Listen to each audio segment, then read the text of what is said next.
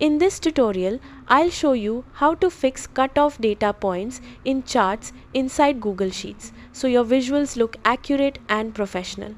Start by clicking directly on your chart. This opens the Chart Editor panel on the right side of your screen. From here, switch to the Customize tab because that's where you control how your chart looks. Now focus on the vertical axis, also known as the y-axis.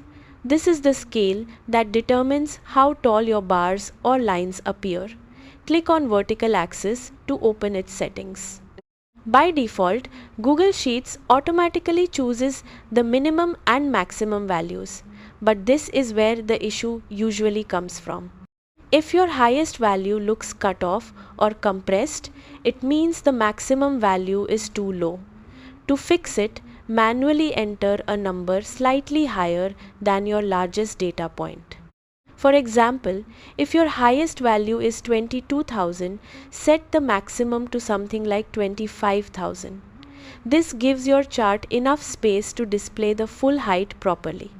As soon as you enter the new maximum value, your chart will update instantly.